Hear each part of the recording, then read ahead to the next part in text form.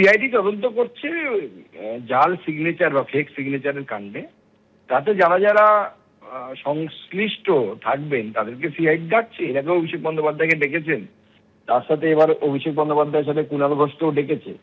তো স্বাভাবিকভাবে তাদের গিয়ে তাদের সহায়তা করা উচিত সিআইডির তদন্তে।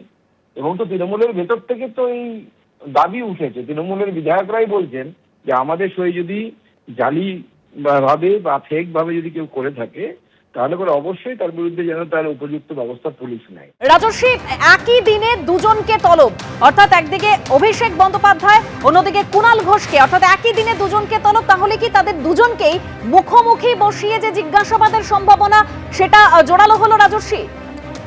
একদমই তাই, এটা একটা সম্ভাবনা অবশ্যই থেকে যাচ্ছে। কারণ একই দিনে প্রথমে অভিষেক বন্দ্যোপাধ্যায়কে ডেকে পাঠানো হয়েছে বেলা 12টার সময় নোটিশ দিয়ে, এবং সেই দিন অর্থাৎ রবিবারই দুপুরবেলা কয়েক ঘন্টার মধ্যেই আবার কুণাল ঘোষকেও ডেকে পাঠানো হয়েছে।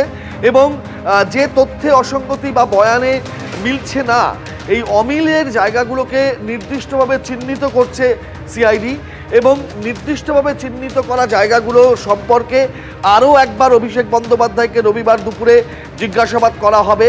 তারপরেও যদি অসঙ্গতি আছে বলে মনে হয় গোয়েন্দাদের, তখনই কিন্তু তারা কুণাল ঘোষের থেকে সেই অসঙ্গতির উত্তরগুলো চাইবেন। এবং কুণাল ঘোষের বক্তব্য যদি অন্যরকম হয়, অর্থাৎ অভিষেকের বয়ানের সঙ্গে না মেলে, তখনই দুজনকে মুখোমুখি বসিয়ে একেবারে স্পষ্ট জিজ্ঞাসাবাদের সম্ভাবনা কিন্তু রয়েই যাচ্ছে। ইতিমধ্যেই কুণাল ঘোষের বয়ান আগে নেওয়া আছে, আজকে শোভনদেব চট্টোপাধ্যায় এবং মদন মিত্রের বয়ান আরও একবার নেওয়া হয়েছে। এমনকি মদন মিত্রকেও সিআইডি নোটিশ সার্ভ করেছে এমনটাও জানা যাচ্ছে, এবং তাকে তলব করা হয়েছে কিনা সেই বিষয়টা এখনো পর্যন্ত স্পষ্ট নয়। এবং এই তদন্তের ক্ষেত্রে যাদের যাদের বয়ান নেওয়ার ছিল, অর্থাৎ যে সমস্ত বিধায়কদের নাম আছে, সই আছে, কিংবা যারা অনুপস্থিত ছিলেন, যাদের সই জালিয়াতি করা হয়েছে বলে অভিযোগ উঠেছে, সকলের বয়ান রেকর্ডেড আছে, তাদের বয়ানকে ভেরিফাই করা হয়েছে এবং সেখান থেকে একটা তথ্য উঠে আসছে। সেই তথ্যগুলোর ভিত্তিতেই কিন্তু অভিষেক বন্দ্যোপাধ্যায়কে গতকাল 5.5 ঘন্টা জিজ্ঞাসাবাদ করেছেন সিআইডির গোয়েন্দারা। কিন্তু তারপরেও তারা সন্তুষ্ট হননি, কারণ তাদের মনে হচ্ছে কোথাও আরও কিছু তথ্য রয়েছে এবং যা অভিষেক বলছেন সেই বয়ানে অসঙ্গতি রয়েছে।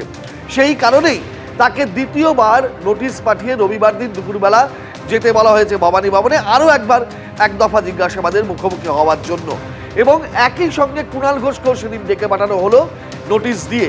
অর্থাৎ সেক্ষেত্রে এই অসঙ্গতির জায়গাগুলো স্পষ্ট করে চিহ্নিত করে দুজনের বয়ান নিয়ে যদি দেখা যায় অসঙ্গতি বাড়ছে বা অসঙ্গতি রয়ে যাচ্ছে, তাহলে দুজনকে মুখোমুখি বসিয়ে জিজ্ঞাসাবাদের সম্ভাবনা থাকছে।